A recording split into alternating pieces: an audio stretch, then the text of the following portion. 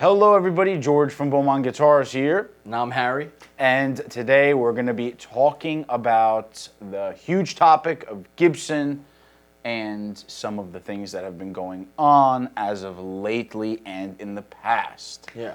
So a lot of people don't really know, and they think it's new because, It's what's a lot being of guys, talked about now. Yeah, a lot of guys are young and they're like, oh, Gibson's suing PRS and now they're suing Dean, and they think it's like a new thing. But Gibson has been suing people since the 70s. Yep. I mean, it's... So what was it? It was the arch top thing. Yeah, Hoshino. they started suing, one of the first companies that they tried to sue was Hoshino with the arch top. Yep.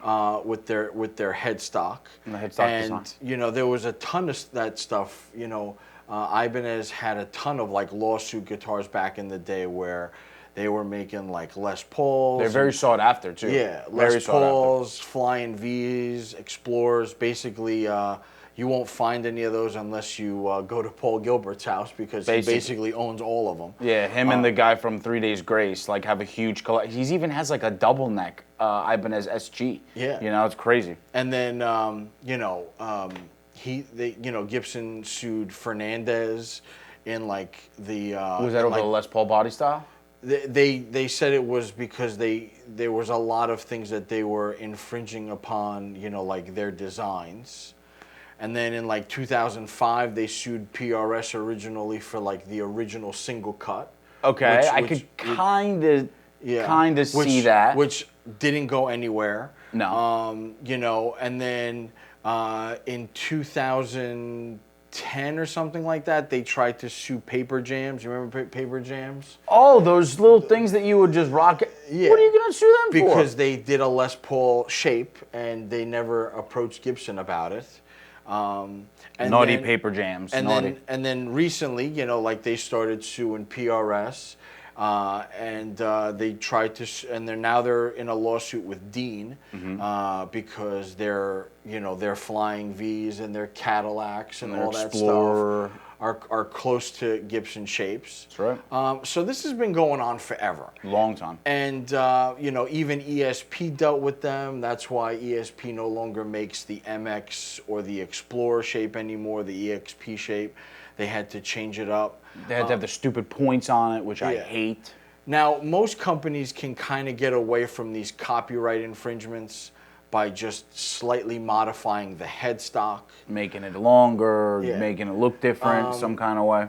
But the problem is that, Gibson isn't suing just for like the headstock. Gibson is suing because of the iconic nature of the shapes. So that's a big problem because the Les Paul shape, the Flying V shape, the Explorer shape are just SGs. They're just which they have a guitar that looks like an SG too. I think wasn't it Dean does. Yeah. And they're going after the shapes. Fender at one point was trying to sue anybody that had the 3 single coil pickups in a pickguard design. Jeez. I remember that back in the day. I remember some of it's like crazy, man. I mean, like, just because somebody put 4 tires together doesn't mean that they copied your car design. You know what I'm saying? Yeah, they're trying to hold on to what they have. Unfortunately, because these companies have been around for such a long time, it's hard not to rip them off. Yep. As opposed to like, a company like Aristides, where they're doing like those molded shapes and stuff like that. It's going to be hard for somebody to copy that unless they have the technology to do it, or if they want to make composite bodies. But also overseas, it's different. Overseas copyright infringement is a little shady. Yeah. I think if they try to bring it to the United States, I think that's when there's an issue with such websites such as AliExpress and all these places where you get Gibson knockoffs, but it's when they come into the country that they could choose whether or not to confiscate the item. Well, the Gibsons and all that stuff, they're going after them not because they have the same shape.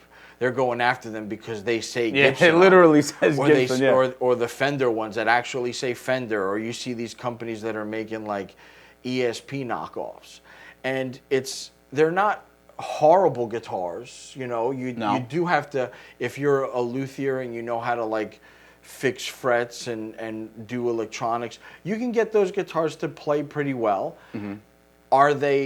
Do they play like a Gibson? Do they play like a real ESP? Do they play like a real Fender? Absolutely no. not. Is it a real Floyd Rose? No. Are they real EMGs? No. There may be a battery in the back of the guitar, which I've seen in some videos, but I mean that definitely doesn't make it a real. Yeah, you got to be, you know, realistic as to what you're getting with those guitars. But you know, going back to the lawsuit stuff, I remember guys were talking about the fact that Fender at one point wanted to make sure that as a dealer, you couldn't have anything in the store. If you were a Fender dealer, you couldn't have another company that was similar to Fender in the store. So like a Super Strat, you know, or Strat kind of shape. So like at one point they were like, if you're a G&L dealer, you couldn't be a Fender dealer. Well, that's stupid. You know, and you know, G&L's a little different. You know, like Fender kind of lets all that stuff go because, you know, as a lot of people know or don't know, Leo Fender, after he sold Fender off, started G&L Guitars. You know, guitars by George and Leo.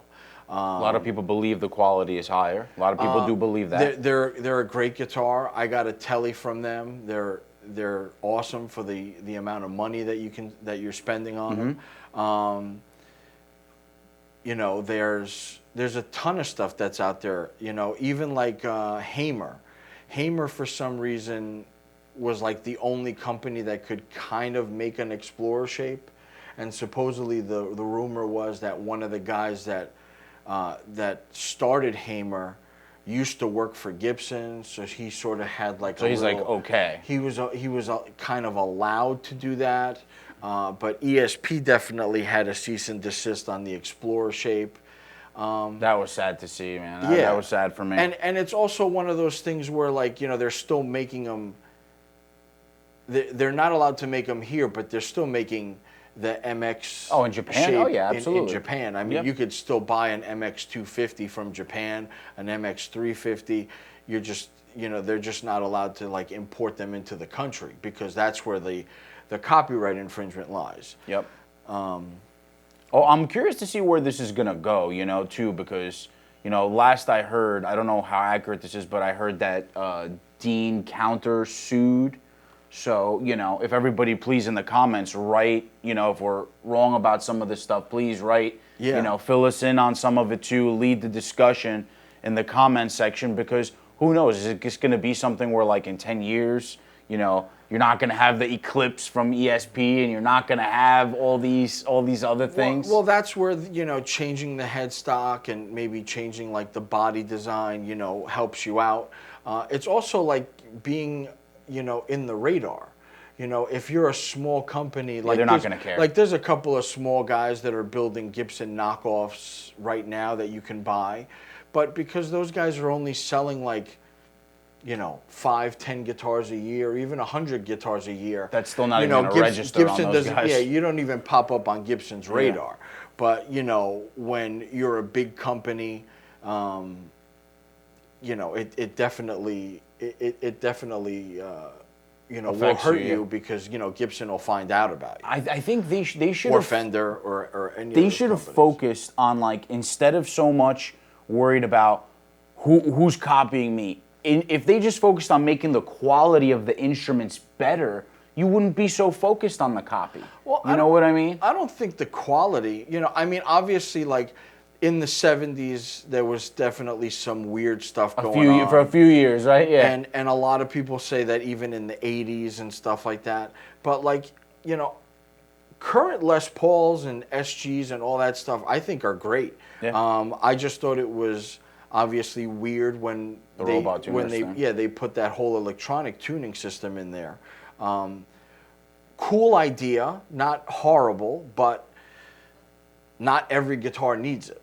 It's true. You know, Fender doesn't like wipe out their entire Strat line and just decide that they're going to start making like, you know, auto-tune guitars and be like, yeah, you can't get them any other way. I mean, they still offer, you know, their Squire, their like, you know, like their Mexican. They didn't change the core of what people want in the instrument. If you want one guitar, like pick one guitar and do whatever you want to do with it. Like, didn't they have the Firehawk or something like that, where like that guitar had its own thing? Yeah, had everything in it, and that's cool if you want something like that, you know. Or you can have like, you know, make up one Les Paul and one SG, and go crazy. Put everything you want in it. Put the piezo system in there. Put auto tuners in there. Make it synth accessible. Do everything you want to it, and then just leave the rest of your core line available for the people who want to get it. To please the traditional fans, you know. So we're just wanting to open this discussion, you know, again into the comments, and where do you think it's gonna go? Do you think this is gonna like carry on? Do you think this is gonna be something that's gonna be revisited? I am curious. I think for as long as, you know, people are gonna be making guitars, you're always gonna have somebody who's trying to sue somebody for an idea, you know, a thought, you know. I mean, you know, they tried to sue us when we talked about the, you know, putting the built-in bacon cooker in the back of our Fat Guy. They were like, did we do that? Did we do that in one of our guitars? Gibson approached us and they were like, no, you know, or you know, you can't do that. But you know, we're just joking. But go ahead, sue us. It's fine. You could sue him. Don't sue me. But yeah, I mean, what do you guys think? What do you guys think of the state of Gibson right now? Let us know what you think. Let us know what the guitar player, the guitar consumer thinks, because ultimately, you know, we should be the ones that have the power. The consumer, the customer should be the ones that, you know, should steer the ship, so to speak. But I am happy to see the new direction. Very happy to see Mark, although that little video I know left a little bit of a weird taste in some people's mouth, and I think a lot of the hate is being directed towards Mark, which is kind of like... You mean the new... Yeah, Mark, I correct me if I'm wrong, Mark Ignacy or whatever, the guy that used to work for Norm's Rare Guitar. You know, it's... Nobody really takes threats nicely. I mean, let's be real. You know, like when you go to threaten somebody, or even if it's a threatening overtone or whatever, you know, some people are like, whoa, wait a second, you know. But it all depends on how you take it. I understand what they're doing. They're trying to protect what's theirs. Yeah, they're trying to protect the company that's been around since the 1800s, you know, and you definitely don't want to see some new guy coming in and riding off the coattails of what you created, of course, you know, that long ago. But, you know, that's not to say that somebody's, you know, you're always going to have guys that make Strat shapes. You're always going to have guys that make Les Paul shapes. How close to the original are they? That's where, you know, the copyright infringement comes in, where you can't just take anything that's remotely close to like this shape and just be like, oh, you can see where it stems off of the Explorer body, and you know, you can't do that. So I think there's got to be like a line. It's got to be it's got to be some kind of line that keeps everybody on even You know, playing I field. must say, even though I'm not a fan of the company, and I'm gonna be truthful about this. I'm gonna throw dirt. Okay. You know, I'm not a fan of the Chapman stuff, but I will say this: I like the fact that they basically throw out that forum where it's just like, what do you want to see us build next? See, that's cool too. That's one cool thing, and obviously you can get hurt with that. You know, you have to take people's comments with a grain of salt, because That's right. You know, there's going to be the guys that are out there who are like, hey, it'd be awesome if you guys did, you know, a unicorn burst, but there's going to be two people in the world that are going to buy it. You're one of them, and like your friend. Yeah. So they're not going to do. You know, they're not going to do it. There's going to be the one guy who's online like late at night, just be like, yeah, it'd be cool if it glue, if it glowed and it did this and 27-inch scale, 7-string with, you know, obviously, you know, you got to take that with a grain of salt. But Yeah. like, I think it's cool how like they sit there and they not crowdsource or crowdfund, but they kind of, you know, they take from the pool of their customers to see what they would like to build next. That's right. I mean, and I'm not saying, you know, as Gibson or as Fender, you should wipe out your entire line and do like and do that. But like, if you did like once every, you know, like once a year, did like, all right, we did a survey of like The player's choice guitar of the year. You know what I mean? Yeah. You should make it like that year's player's choice. That would be cool. Like players want, you know, like flat finishes are kind of in right now. You Yeah, know? flat's so, big. So Charvel's doing awesome things where they're doing, you know, like that flat orange, the new satchels, the blaze new orange. satchels flat. Yeah, you great know? for people taking pictures of you while you're on stage. Not gonna reflect. So what feels great. So what if Fender was just like, hey, you know what? We're gonna do flat finishes on some of our guitars.